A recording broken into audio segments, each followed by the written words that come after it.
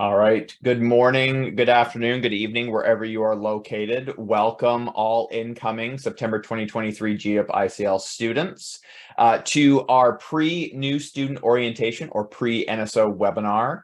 I'm Don Ames. I'm the manager of admissions and recruitment. You've probably been hearing from me for quite some time, and hopefully you're not bored of me yet because we are in kind of a new environment for you. We are outside of the admissions process now, and we are looking at giving you as much information as you need as new incoming students for the GDIP ICL program. So we've designed these sessions to be as informative as possible. Hopefully you get a lot of really great information out of this session.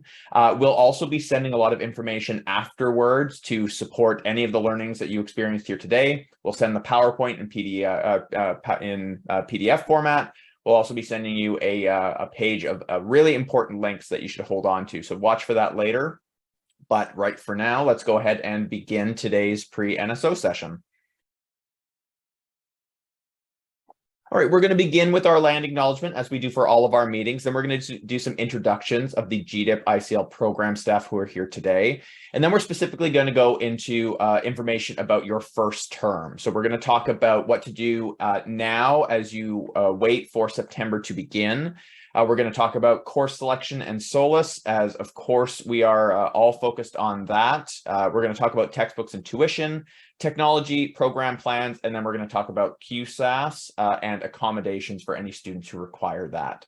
At the end of the session, we're going to open up the chat for Q&A. We ask you to hold off on asking us any questions until the Q&A section.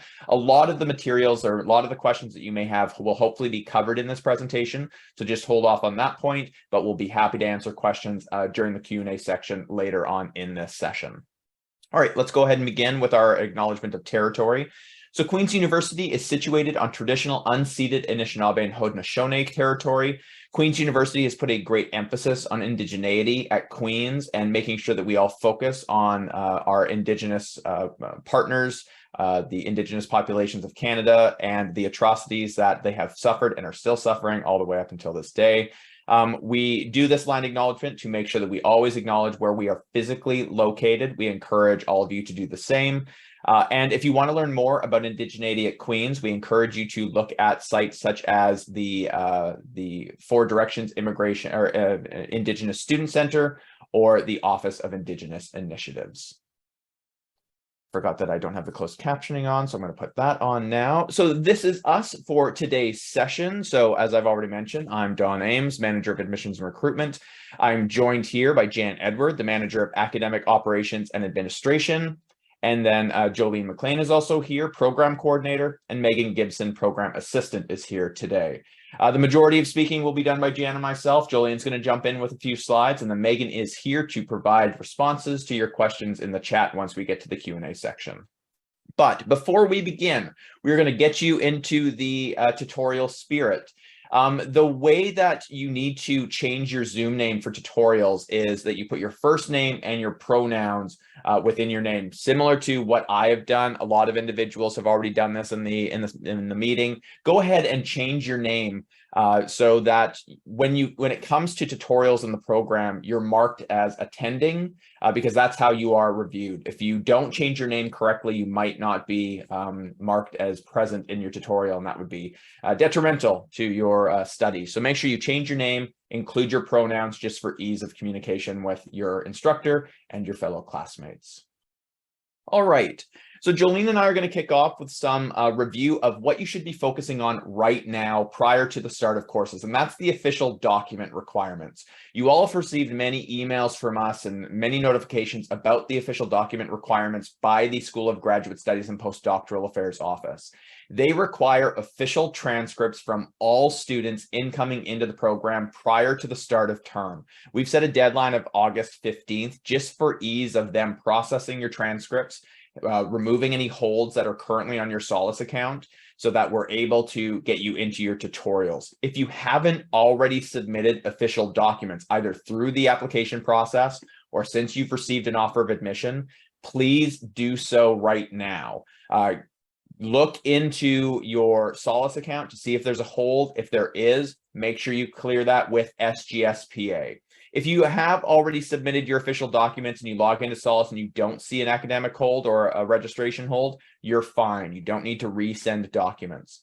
If you're unsure, you can contact SGSPA at sgspa.reception@queensu.ca. I believe we're also going to provide the specific names of the admissions and registration assistants with SGSPA that are in charge of your alphabetical surname split. So you'll have somebody specific to contact to ask about what's outstanding. So official documents means any of your transcripts or degree or diploma certificates in this case. So these would be items that now need to be delivered by your previous post-secondary institution directly to SGSPA, either via email, fax, or physical mail. The pandemic has made delivery of official documents a little bit easier for a lot of institutions where they've introduced an email component, but that physical mail is still utilized a lot by a lot of international and domestic institutions. So make sure that you are delivering your documents. They are sealed and signed if you have copies of them, and you send them directly to the SGSPA office on your own behalf. Here is the contact methods for those. Email is sgspa.reception@queensu.ca, as I've already mentioned. The fax number is there, and the physical address is there. Do not send anything just to generally Queens or to the Faculty of Law. Make sure your transcripts are physically being delivered to the School of Graduate Studies and Postdoctoral Affairs office, as outlined on that address there. Jolene, anything to add before I toss it over to you? No, I think I'll pick up where you've left off, though, into the next slide. Sounds great. Go ahead. So as Dawn mentioned, you'll see in your SOLAS whether or not you have an academic hold. So the SOLAS Student Center, and again, we're going to provide some more information about logging into SOLAS and that sort of stuff later on. But you would have received in our welcome email a link to how to access your SOLAS account. So when you log into SOLAS, if you see under your tasks that you have a hold specifically, that means that there's something that the SGSPA office requires you to address before we could proceed with course registration. And so if that hold is not cleared, we will not be able to register you and you will not be able to start in the program. We did send out a communication recently to students with a hold on their account, and we will follow up again accordingly, but please log in and make sure that you've checked that. So we will again go over navigating SOLAS in a few slides, but so here's an image of how it will appear. Now to check so if you have a hold, how to check exactly what is required, you need to actually go back to your application. And they will mark, the SGSPA office will mark in your application whether the hard copy of the final transcript was received or not. So go back to your application where you applied and where you accepted your offer. On the main page of the dashboard, just click on View Status of Documents. Then look at Messages. That's where you'll find the information that you need for your holds. Next slide, please. So again, as Dawn mentioned earlier, the SGSPA office, it is a large, like the School of Graduate Studies is a large department. They get a lot of documents, a lot of emails, a lot of requests. And so there are a few different people that are there to help you, and they are divided by the alphabet in your last name. So if your last name, for example, Kim Pinar, your admission assistant would be Janet Dudek. So just look for the last name, the first letter of your last name, and then this is the SGSPA person that would be assigned to your specific alpha split. You do need to allow a sufficient amount of time for the SGSPA office to process your documents. Like I said, they get a very large amount of communications and documents sent to them, so they do need sufficient time to process them. It is also very important to note that any documents submitted do become the property of Queen's. They are subject to verification and they're not available for copying, so they will not be returned to you. If you have official copies that you need to retain, you might have to look at options such as notarization and things like that if you need to retain your official copies. Or again, you could have your institution just forward another official copy on your behalf. Next slide. Thank you. So while we're talking about documents, obviously we've gone into all the stuff that we need from you. And we do understand that there might be some things that you need from us as an incoming student. So for example, you might require confirmation that you've been accepted into our program. And there are a few documents available to you to help with that. So whether your employer requires a letter or you're applying for a student loan or something like that, oftentimes the offer of admission that you received from us is sufficient. So I know the SGSPA office also forwards an official offer letter. That might be good enough for your purposes. But if it's not, you can log into your SOLAS Student Center and download a verification of enrollment. This will confirm that you're a student. It'll confirm the start date of the program and your study status, things like that. So you do need to know, though, however, that the verification of enrollment cannot be generated if you have a hold on your SOLAS. So again, another very important reason to make sure that that is cleared as soon as possible. So we really bring this up at this point because it could potentially restrict you from beginning your studies this September. We have had students in the past join in at new student orientation, which is only a few days before you actually start classes this September, who still had holds remaining on their account and they weren't able to clear them in time. The SGSPA office is very stringent when it comes to this requirement. They need official documentation to prove whatever was submitted with your application for our admission purposes. It is an absolute requirement. It's why we hit you with a lot of emails and information with the request for official documents to be delivered. Do not let your studies be disrupted by failing to provide official documents. So do this now. Get in contact with the correct people. We'll put this slide up again if you need the surname. And this is the surname that is your legal surname listed on your application. So make sure you're utilizing the correct surname initial to contact the right person. You've also received a lot of emails from us. Actually, we sent out individual emails, 4 of them, to individuals with each alpha split for their surname with the admissions and registration assistant listed there. So go back in your emails and look for those and just make sure that you're getting this done as quickly as possible. There's going to be some time to get this done, but getting it done as soon as possible is going to be really key, because we can then start looking at course enrollment and your schedule in SOLAS once the holds are gone. So the main focus right now, obviously, is those official documents, but of course, it's also going to be getting you enrolled in your tutorials. Now, we've sent out our tutorial surveys to both full-time and part-time students coming in this year, and we wanted to just provide a little bit of information about each of those study plans here. So full-time students, you'll be taking 3 courses per term for the next 3 terms, and you'll begin this fall with ICL 810, 820, and 830. Now, it's key to note that students do not enroll themselves in any of the courses, which may be different from your undergraduate or graduate level experiences prior to your study here in the GDIP ICL. Our program staff will enroll you automatically based on your responses to the fall 2023 tutorial enrollment survey.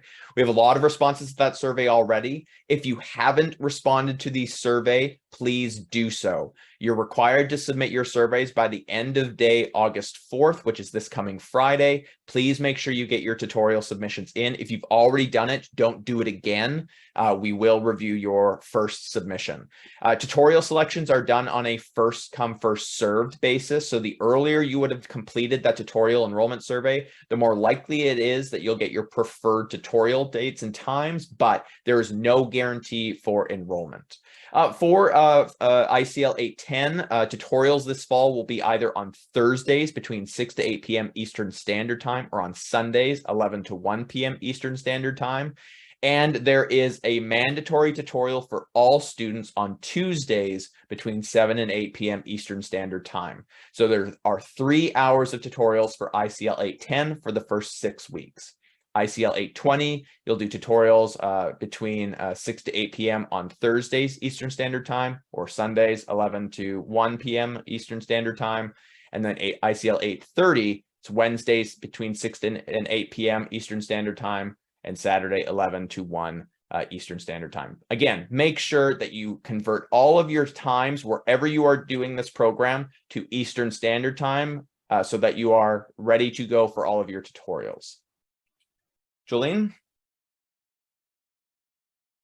Just like to add that, so whether you're part-time or full-time, ICL 8, 10, 20, and 30 do not all run at the same time. So they don't all run on the same calendar is what I meant to say. So ICL 810, while you have 3 hours a week of tutorials, that's the only course that you'll be in at that time. So that's the only thing that I would add there. 820 and 830 will follow after 810. Excellent. So the OnQ will become accessible to everybody for ICL 810 on September 5th. So you're not going to be able to log in and review any of the information in OnQ, which is the online platform for conducting all of your studies. But just wait, be patient. It will open very soon. You can't access your future courses either until much later. So just be cautious of that. You're only focused on 810 first, and then the ICL 820 and 830 will open later. For Solace, that's where you're going to review your timetable, but I believe there's some slides later on in the presentation that Jan will provide about where to find that within your Solace account. We create your timetables only, just to clarify that. So again, make sure you fill out that survey by the end of day Friday so that we have all of your preferred selections and we can enroll you once your holds are cleared, or if you have no holds, we can enroll you right away. For part-time students, so you'll have a little bit of a different study plan. The same requirements are there for each of the courses though. So there's no real difference between part-time and full-time studies, aside from the number of courses you take per term. The in-program requirements, the in-classroom requirements, the assignments, the quizzes, the readings are all the same for both part-time and full-time students. Again, everything applies here. Students don't enroll yourselves. We enroll you. Also, make sure that you fill out your part-time tutorial enrollment survey by the end of day August 4th. So for part-time students who are taking the 24-month study plan, you will take 2 courses, ICL 810 and 820. Tutorial times and days are listed there.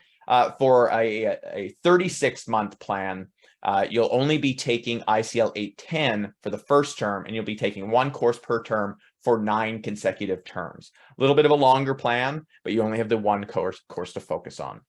Again, everything applies from the previous slide that we've provided. We'll enroll you. Holds do complicate the enrollment process. First come, first serve basis when it comes to the survey. And the OnQ portal will only open for ICL 810 on September 5th and later. I would have just one comment to add to that, if you don't mind, Don. So just a note for those who select the 36-month plan, you will have a bit of a gap in your studies after ICL 810 while you wait for your next term to start. So just a little bit of a break for you after 810. Thanks, Jolene. Jan, I will turn it over to you to start talking about Solace. Thanks, Don. So as you've heard in this presentation already, we've thrown the word Solace around. This is basically your virtual student center or virtual student portal, and you'll be accessing it a number of times throughout your duration of the program here. And there's a lot of services that Jolene and Don have already mentioned that you can access through Solace, but mainly it's for accessing your timetable and being aware of what your tuition fees are as well. We've talked about holds so far as well, and that's very important. So every time we start a new term, obviously there'll be tuition fees. So you want to just be on top of that through your Solace account. And one of the first things I would do as I get into this account is going in, making sure your name is correct, your address is correct. This will be especially important when you come to the end of your program, when we would be mailing out your graduate diploma, for example, and other important information. So there are links here that you will be able to get into once we send this presentation over to you. Please do access these links. You will be able to see a navigational video on what exactly to click on Solace. There's a lot of buttons in there, so I don't want you to get intimidated by everything. But the main, the key takeaway here is you need your net ID. Like, that's critical. It's not even just Solace, even for accessing library resources like Canly, Westlaw, you're going to need all of that once you start your program. So you need your net ID to be set up. And and another thing is make sure you have your pop-ups enabled too, because there's going to be a lot of things that you might be missing if you don't set those things up. Thanks, Don. And when you log into Solus, it's going to have a landing page like this. So one of the things is once the team registers you into your courses, you'll be able to view your timetable there by clicking on Manage Classes. Okay. And the next slide. Once you get into Solus and you clicked on Manage Courses, you can see your weekly schedule here. So that's really important. You want to just see a visual how it's going to look week by week. And it's important to note that even if there is a option for you dropping, changing, adding courses in our program, students can't do that. It's the GDIP ICL staff that will be registering you. So those buttons will not apply to you there once you get into your Solus account. And if there's any, let's say you filled out your tutorial survey and you get registered into a tutorial that maybe you didn't choose, you'll have to reach out to the GDIP ICL team and to see what your options are for a tutorial swap, because you can't do it on your own through Solus. So we will kind of outline those options to you, but you should make yourself available for any of those tutorial time slots that you receive. Okay, next slide. And this is an example of a timetable that a student would see. I just shown you here. It is a little bit confusing. Some students ask, am I registered in 8, 10, 20, 30 twice? Because you see it here listed twice. Basically, one section, for example, is the online actual course, and then the other one is the tutorial there. So that just tells you, you've got both secured and you're good to go. And in this particular example, the student has already completed 810. So they've got the minimum passing grade of a B- there listed on the right-hand column. And the other view right beside that is how it would look like if you click the weekly schedule view. So this is a nice view because it tells you exactly which day your tutorial is going to happen, who your instructors are, it's listed there, and the exact time. But I want to caution you that you can't actually access your tutorial on Zoom via your Solus account. So clicking on any of these won't lead you into your tutorial. That link, the Zoom link, is actually located within the course shell once you start. And that will be given to you on your first day. So you have to kind of go into these systems and play around a bit to access everything. Next slide. All right, so we've talked extensively about clearing any holds and official document requirements. We've now talked about scheduling your tutorials via the tutorial selection survey, what staff is going to be doing, how to access your calendar within Solus. Time to talk about the fun stuff, and that's textbooks and tuition. This is going to be some really integral information that's going to help you with understanding the admission or the tuition requirements for the program, and to provide you with the key dates that you need to know so that you don't go into arrears or have any late penalties applied to your account. So the one big thing we always hear from prospective students and incoming students is, when is tuition going to be applied to my account? Do I pay everything up front? How is that processed? So students will pay on a per term basis only for the courses that you are enrolled in. So full-time students are going to pay for 3 courses up front. Part-time 24-month study plans will pay for 2 courses. Part-time 36-month study plans will pay for 1 course for this incoming term. All tuition is due by September 30th for this current term for fall. There will be a $150 fee if you miss this deadline. So please don't miss the deadline. Make sure that you are paying the full amount of tuition by that September 30th date. So I've kind of already broken down the full amounts as to what you will be paying for your first term in tuition only. So make sure that when you receive this in PDF format, you know what your study plan is and how much you're going to be paying so that you're prepared to pay that amount by September 30th. However, we already saw a question in the chat. Somebody's asking about the pre-authorized payment plan that Queens offers. So our program is eligible for our students to apply for the PPL. That then allows for tuition to be broken down into 4 equal payments across the term. It's going to be a little bit wonkier for fall because you actually don't have a September payment. You have an October, November, December, and January payment. And payments will come out on the 5th of those months, except for January, which will come out on the 11th. The January date is a little bit different because they're also taking into consideration winter students. So those students who start in September or in January. So they have to allow for a little bit more time. So they remove that payment on the 11th. This is directly removed from your bank account. So there's no additional requirements for you to have to pay via card. If you apply via the PPL, you have to link it to an account. But if you don't choose to do this, the acceptable payment methods for tuition is online banking, credit cards for domestic students only, wire transfers for international students, and more information can be linked to the registrar's office, who manages all tuition payments with the entire university. And that's an active link there that you'll be able to access once you receive this in PDF format. Some other things you should be aware of at this point is the RBC line of credit. So we have a partnership with RBC to offer a line of credit to our students who wish to access it. This is available for full-time or part-time students, and you can contact one of those 2 contacts there to start this discussion. Now, one of the key things that we make sure that all incoming students know is that if you are looking at applying for the RBC line of credit, you have to have a Canadian cosigner.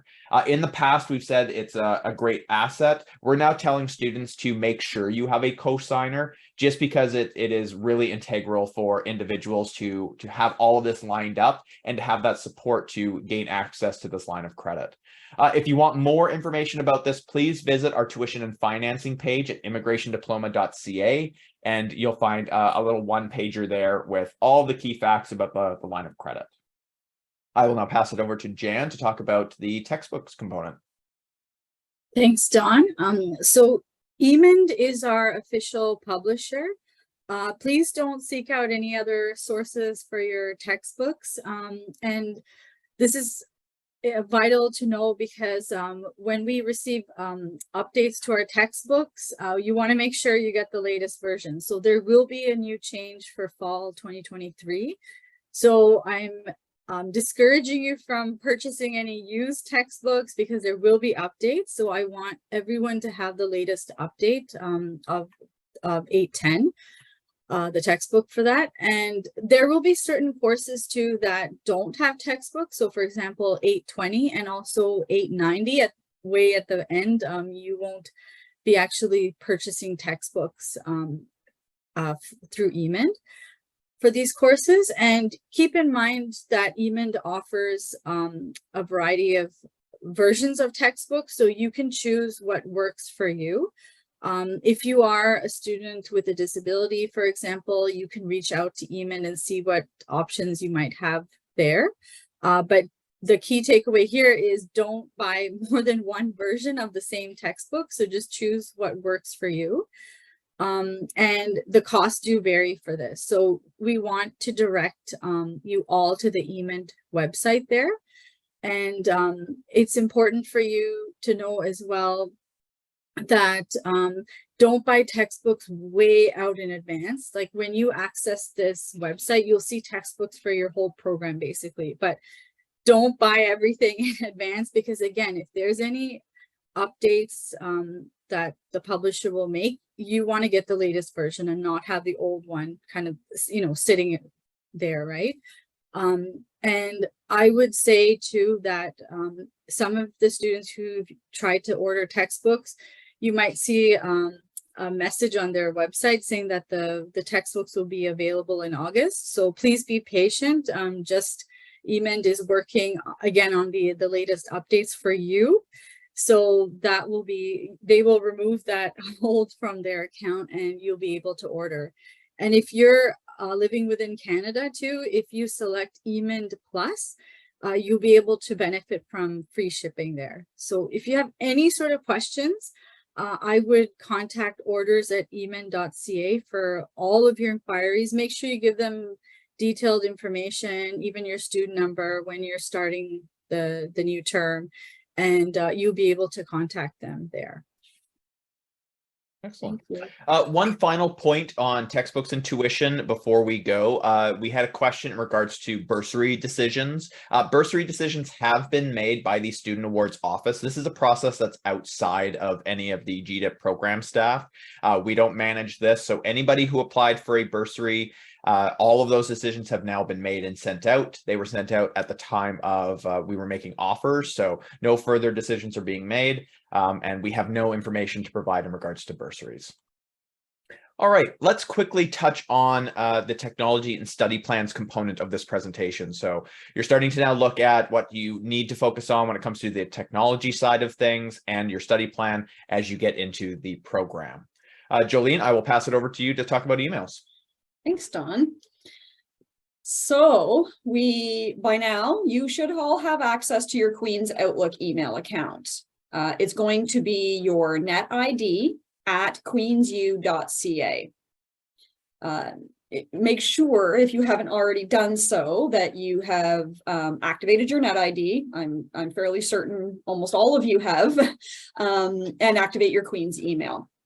Going forward, this is going to be the only email address we use to communicate with you.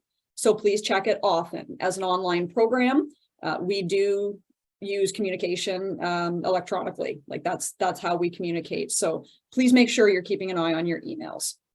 Also, I would say at this point to be cautious of spam and phishing attempts. As a large institution with a lot of email accounts, we do fall prey to some phishing attempts. So it's not uncommon to get these emails to your Queen's account.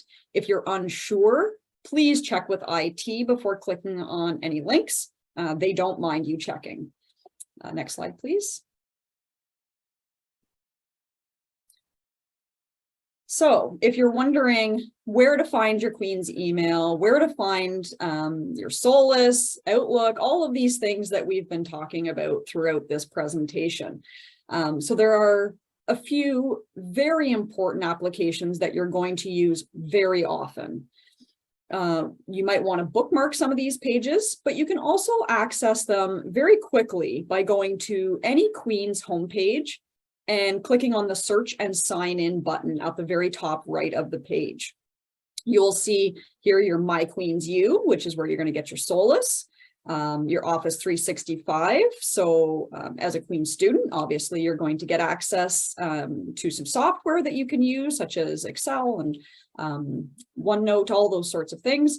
Outlook on the web, so that is your Queen's email, that's Outlook. You can either use it in your web browser, download the app on your phone, whatever you like to do.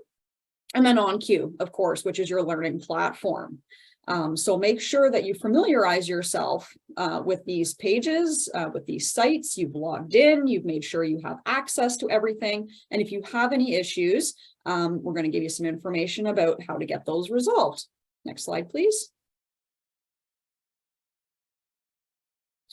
So we have a great IT support services team that are able to help you. So if you activate your net ID and you have some issues logging into Solus, or you can't download an app or something like that you need for your studies, any of your IT technology related issues, make sure you contact IT support.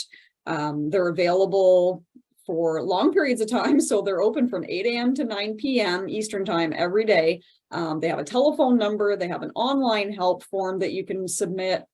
And then, of course, we also have our own law IT support services that are available to help you as well. So we certainly have supports available for you if you have any challenges accessing or navigating the systems that we offer and the services that we use. So make sure you utilize any resources that you need with those. Excellent. Thanks, Jolene. So yes, this is when we start really providing you with different information and contacts for different departments across campus. It's no longer a one central location. You'll start utilizing the other individuals across campus, which is great. You're going to get some great expertise from all different individuals. So there's some knowing the basics things that we want to provide out at this point. And again, you'll receive these links when we send out the PowerPoint after this session. But you should really start off with that top link to learn the basics about the different platforms you're going to be utilizing here at Queen's. Solace, OnQ, accessing the free software that Jolene just mentioned, how to utilize that software. There's some pretty good basics for any of the software that we're going to be utilizing. And IT Services has done a really great job at just kind of explaining it point by point to support you in these new systems that you're going to be experiencing. Also, the Queen Student Affairs Office, the Student Academic Success Services, has a handout that will also link that has kind of some keys to success with online learning, organization, time management tips. So you're in a new environment for many of you. This online learning kind of environment is going to be a difficult or maybe somewhat tricky ocean to navigate at this point. So again, we're going to try and provide you with as much information as we can to support you, to kind of help you kind of convert over to an online learning style. Also, so there's some additional resources from OnQ support about OnQ basics. We'll send that to you as well. Make sure you click those links before you start your studies this September. These are accessible to you now because they're just websites. It's not built into the OnQ platform. So just make sure you're reviewing these while you are ready. The other thing that you can start looking at is joining up with the LinkedIn group. So the GDIP ICL has its own dedicated LinkedIn group for current students, as well as alumni, faculty, and staff. We will send you the link to this at the end of the presentation. It's actually included in the slides. And it's just going to be really key for you to join up because we share a lot of great information. Once you graduate, we also send job opportunities that we receive from industry leaders, and we put them into the LinkedIn group for your application. So this is going to be the #1 spot for any current student discussions with faculty and staff, delivery of messaging as well. When it comes to the post-study journey as an alumni, again, join up with the LinkedIn group. I will pass it over to Jan to talk about the study plans. Thanks, Don. So this is our full-time 12-month study plan here. So if you signed up for this, this is what you will be following. At this point, deviations from your approved study plan are only going to be reviewed in extenuating circumstances. So this is going to be what you're going to be following throughout your whole term. And if you notice, there are 3 courses per term. That is the maximum number of courses a full-time student can take. So there's no way of fast tracking through this or anything like that. And it's just equally divided between 3 terms.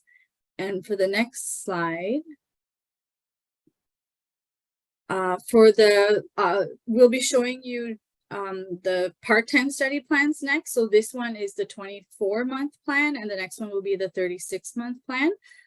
So under this plan here, again, you signed up for the part-time study plan. This is what you'll be following, and the courses will be running in a certain order here. So if you signed up for the 24-month plan, basically you'll be graduating in summer 2025. And for the last slide, the next slide actually, for the 36-month study plan, you will notice that the courses run in a specific order. It's vital that you take 8, 10, and 20 like right after each other. But it's also vital, if you notice, to end off with 890. So that's what all of the study plans are ending off with. And again, you know, if life happens, you'll have to take sort of an inactive leave or anything like that, you need to contact us, okay?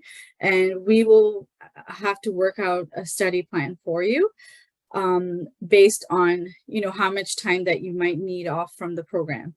So not all of the courses are offered every term, so that's very important for you to keep in mind. But if you had signed up for the full-time or part-time study plan, this is basically going to be it for your program duration. And you should just kind of be keeping these sort of like printed out on your wall or however you like saved on your desktop, so that you know what's coming up next for each term. Thank you.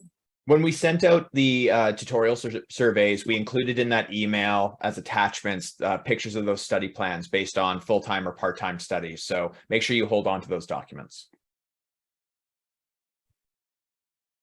Yeah, and we want to reiterate to you, there's virtually no difference in the workload between full-time and part-time studies. So, for example, ICL 810 is 6 weeks long for a full-time student and 6 weeks long for a part-time student too. So you need to really manage your time here. And I know sometimes it can kind of be a shock, you know, it might be quite a while since you're doing new like online learning. So you'll kind of have to manage things in your work schedule and your personal life there. But one key thing is you need to be available for your tutorials. If you're signing up for those, you have to be ready on Zoom to attend those. Those tutorials are very important for you to connect with your instructor on a weekly basis. Make sure you're on track with your learning. And if there's any gaps in your learning too, that's the time to identify it with your instructor. And within those tutorials, you have the opportunity to connect with your peers as well. So we don't want to make this a lonely experience for you. Just, you know, it's the computer and you. We want you to connect with your instructors and your fellow peers so that will enhance your learning. Okay. And I would suggest to just as a practice here, right now, identify who your go-to people are going to be in your life. So, you know, you want to have positive people around you that are going to allow you to study, allow you to focus, allow you to be successful in this program, and also motivate you too. So, you know, start talking with your family and friends on what you might need in order to be successful in this program. And make sure you have all the necessary resources as well set up for you to start these tutorials. So that means up-to-date software on your computer, right? Headphones if you need them, right? And obviously access to reliable internet service, because that's vital, right, in an online program. So now's the time to really make sure, put a checkpoint between all those things before you start your courses. And lastly, I would also like to say that we had sent you some information about the new student orientation, and also in that email there was information about peer mentors. So these peer mentors are current students in our program and also alumni who are actually offering their time up to you to talk to you one-on-one and before you actually start the program, just to get an idea how it was for them, and also to figure out how did they do it? How were they successful? What strategies did they use? So that now's the time before, you know, your course actually starts, to start talking to those people and really seeing what can I do now, right? To set myself up for success. Don? Yeah, I am going to briefly talk about deferrals, because we know that, as Jan mentioned, life happens. There are extenuating circumstances that do arise when it comes to an individual's life that would prevent them from continuing on with their studies in their current term. So there are deferral options available, but as noted here on the slide, it is only considered for significant extenuating circumstances only. The expectation is that when you applied for our program and you got admission for September 2023, that you're beginning your studies in September 2023, as well as you're beginning your studies as either a full-time or part-time student, as you outlined on your application. If there are still difficulties that you are experiencing, you need to send us a request at immigrationdiploma@queensu.ca. There is a very elaborate process for us to exactly understand your deferral request, and then it is submitted for approval by our academic director, Sherry Aiken. So make sure that you are really considering your options. We are expecting everybody to begin this September, but if there is, for some reason or another, something that is hindering this, please go ahead and contact us at that email address. I will pass it over to Jolene to talk about student processes. Thanks, Don. So as Don mentioned with the deferral process, under extenuating circumstances, you can make that request. Additionally, students cannot be granted an inactive term before they have completed the foundations course, which is ICL 810. More information about that is in our student handbook. So you can't, unfortunately, request an inactive term if you're not able to begin this September. So if your circumstances have changed and you cannot join us in the program this September, and you decided that you need to withdraw, you can do so and apply again for another term. You would be required to pay the application fee again, and there is no guarantee that you would be admitted for another term. We never know what the application pool will look like. And so, you know, if you were competitive this term, that's great. And we're happy to have you, and we hope that you can continue. So there are a couple of different ways that you would have to request a withdrawal if you are not going to join us in September. If it's before September 30th, you can email us at immigrationdiploma@queensu.ca from your Queen's email address to make an official request to withdraw. You must be very clear in your email that that is what you're requesting, and include your student ID, and please put withdraw in the subject line so that it's easy for us to spot those. If it is after September 30th, which is the tuition deadline, just so we're clear, that's the differentiation between those dates. So September 30th is a key date. So if it's after September 30th, there's actually a form you will need to complete. We have a link to where the form is here on this website, and we can help you with it if you need help. But you complete that form, email it to us. All the same instructions apply as the before September 30th request. Make sure you're clear in your email and that you include your student ID.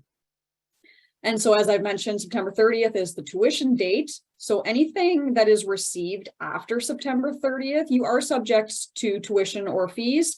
You would have to contact the registrar's office to ask questions about that if there is tuition that is owing, since your withdrawal was requested after the tuition date. So just make sure that you're making these decisions early if you decide that you cannot continue. Obviously, the earlier you make this decision, the better. The further into the term that we get, the more challenging it is to withdraw you and make sure that there aren't any financial repercussions. Excellent. Thanks, Jolene. I will pass it over to Jan to talk about QSAS and accommodations. So if you have had accommodations as part of your academic history, or you'd like to start the process now, it's my recommendation to start the process of getting your documentation in early, even before your courses begin in September. This way you'll be able to follow these steps here that I've outlined, and which is basically first gathering all your documentation that you need from your medical practitioner, and then also filling out the form and meeting with a Queen's Student Accessibility Services advisor. So there's a bit of legwork that you need to do ahead of time, and that's why I'm saying to start this process early on. If you enter your course, for example, ICL 810, without any of this set up, and you tell your instructor, I've had accommodations from high school, can we carry that forward here into the GDIP ICL program? Unfortunately, they won't be able to do that. They won't be able to support you without having an official letter of accommodation from the QSAS office. So that's why I'm saying start that process early on. And there's a very helpful guide as well once you receive this presentation that you can click on to see exactly what the process is like, what you'll need, and more information too. And typically students who have a letter of accommodation in our program, They usually get extra time on our online quizzes, and they also get up to 7 days extension on assignments. So these can be very helpful if you're a student with disability. So I'm urging you, please start that process on early on. You would have received a link through Jolene anyways about this office here, but I'm saying once you get this presentation too, click on this Queen Student Accessibility Services intake guide, and it'll kind of walk you step by step on everything.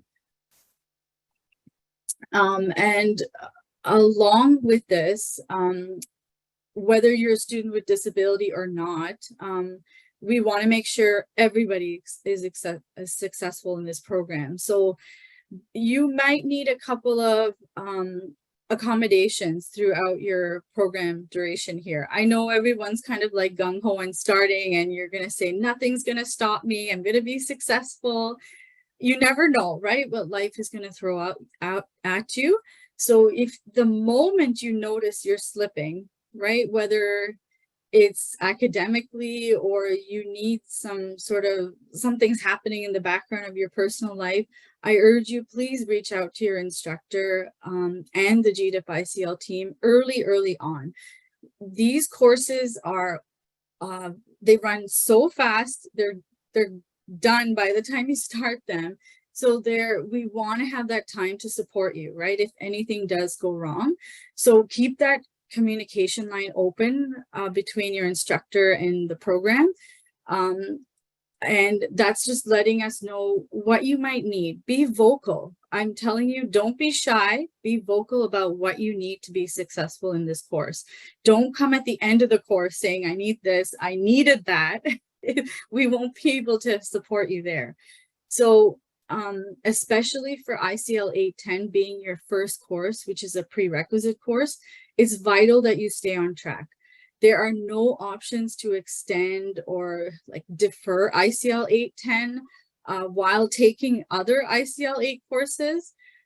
So that's why you need to complete 810 with a B minus, which is a 70%. That's the minimum grade that you can get in order to actually progress through the program. Okay, so please don't, if you feel like you're going to slip on a deadline or anything like that, please reach out to us first. Okay. Excellent. Thank you, Jan.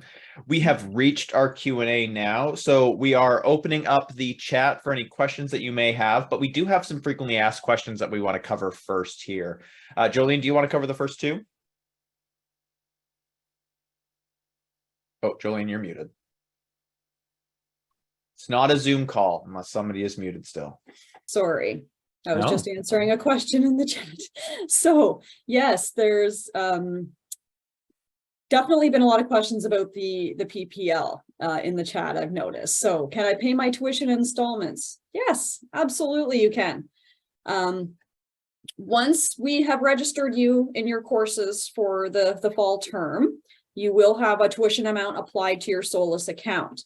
Once that happens, you can apply for the PPL, and you do that right through your SOLAS account. If you have any questions about the PPL, you know, the schedule of payment withdrawals, things like that, we have a link here to the webpage where all the information is. And the Office of the University Registrar can also help if you have any more specific questions that aren't addressed on that website. So again, when we set out the slides, you'll have links in all of our slides here, so you can check that out.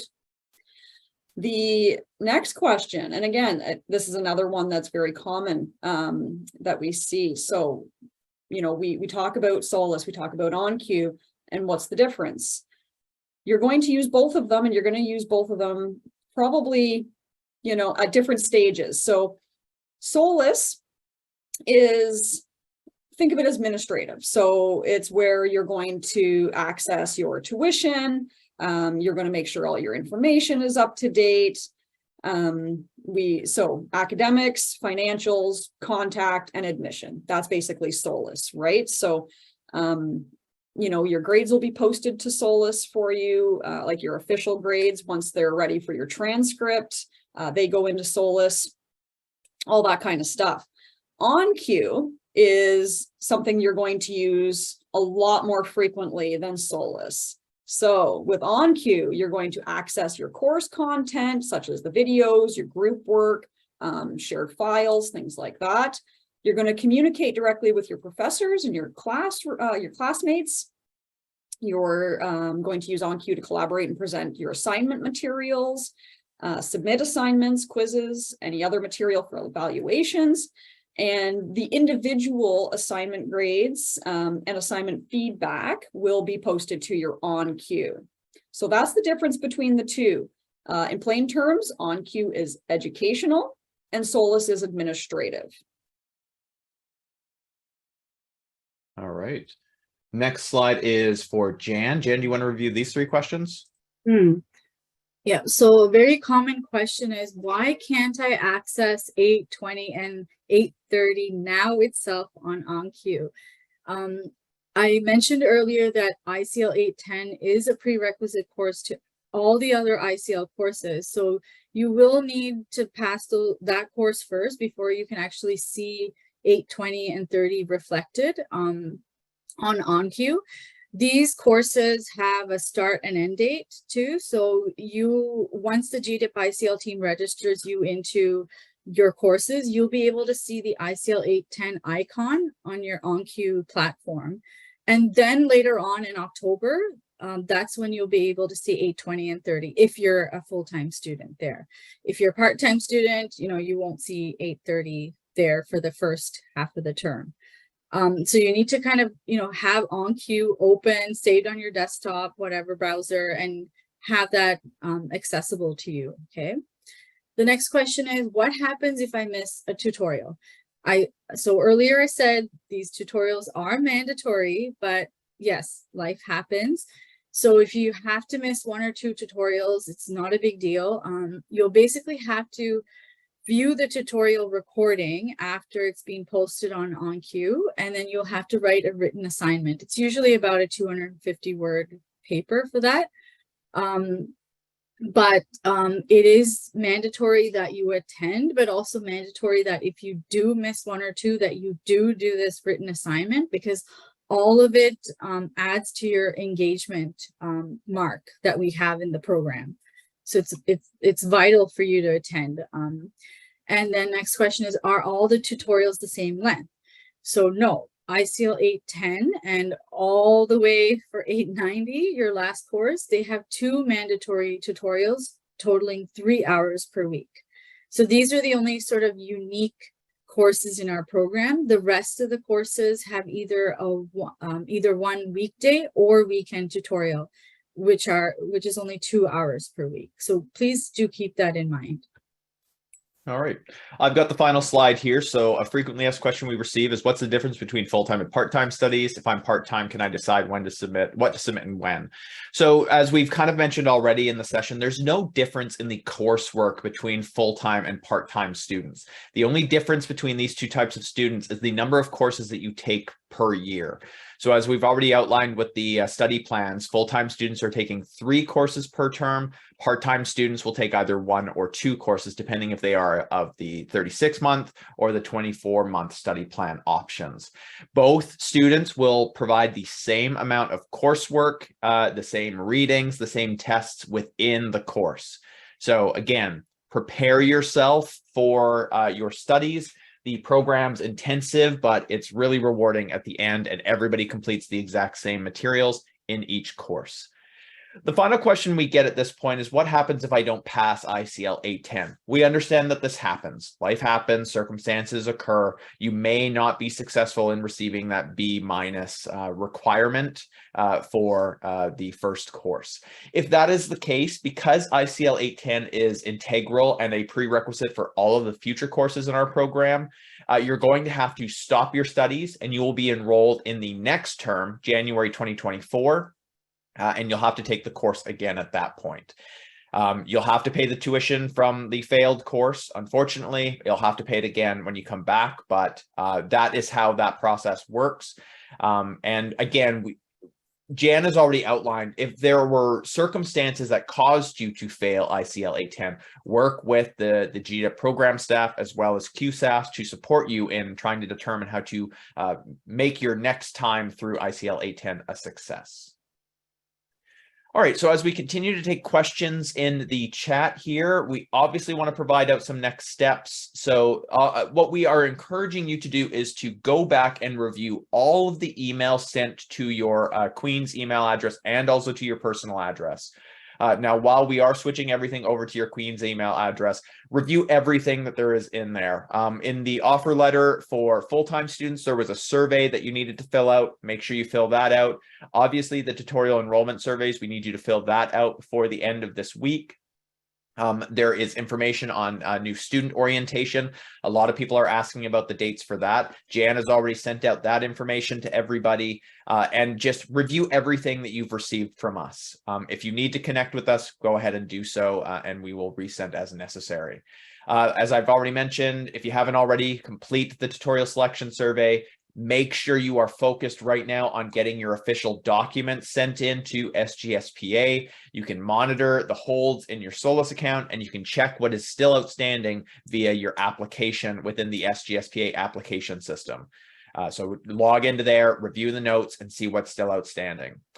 Book off your new student orientation dates in your calendars. It's between August 22nd and August 24th. And again, monitor Solus for tutorial enrollment so that you can start to process tuition payments. If you want to take a look at our website, if you require anything there, immigrationdiploma.ca, and the LinkedIn group is there. So linkedin.com/groups/139-30509.